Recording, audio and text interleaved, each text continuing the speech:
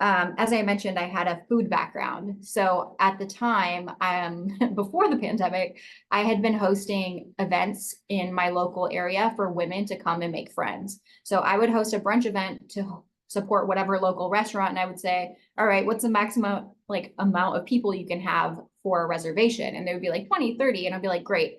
And then I would get a list of women to go and we would all make friends and post about the restaurant to support them. So it's kind of like twofold supporting local business, but also making friends.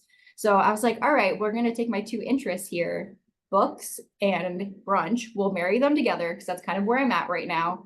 And the play on words that like never really translated is I'm a really big fan of the Beatles and they have the song Paperback Writer, which I just Ah, like adore.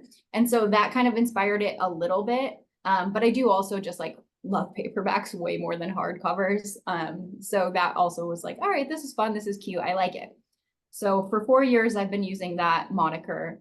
And for like the last year, I felt a bit of like unrest about it where I'm like, it just doesn't feel like me anymore. Like, I don't hate it. It's fine. Like, it's cute and people know it. And I started going to like more events in person and people would come up every once in a while and be like, hey, like, you're the paperback bruncher, right? And that's when it kind of like really would like hit me where I was like, oh, I don't like this anymore. And it's because I want people to know my name. I don't want to hide behind a moniker. It also, I know it's going to stick as a book account, but like I recently got married and my new last name, Lohr, is pronounced like Lore, even though it's not spelled that way. So I was like, that's inherently bookish anyways. Like we can lean into this. And then that also gives me more of that flexibility that I always want where my account can remain bookish, but when I want to post a little bit about the fashion that I love too, or I want to post more about the travels, people aren't as like riled up about it, or it just feels more like organic. So I don't know, I felt like I was kind of like hiding behind the name at that point, and it feels like freeing to have it just be my own name. no, it makes a lot of sense, and kind of like your marketing background and all that, and the branding side of things. That's why I wanted to hear how you thought about that. So I agree with that. I think that's It is especially scary just your though. name. Yeah, yeah, it It's makes. I scary agree. 4 years in because there's not good systems in place to be like making those changes.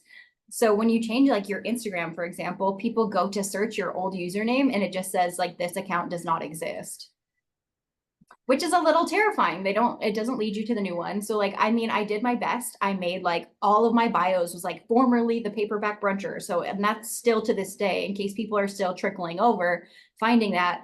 But like my best suggestion is if you're going to do some sort of name switch like that, crank out a lot of content right after you make the switch with your face or like your traditional style of content. So people are like seeing your stuff because they're going to think you disappeared. They're not going to find you. You need to keep showing up in their grid over and over. And then it'll click like, hey, wait, I thought that was someone else. Oh, it is them. Like they need to like have that time to make that connection. So that's great insight because I didn't even think about that. But you're right. If you switch your name, Instagram's not going to connect it, so you have to put it in the bio. So then at least when people type it in, you will still pop up. I think that that makes a lot of sense.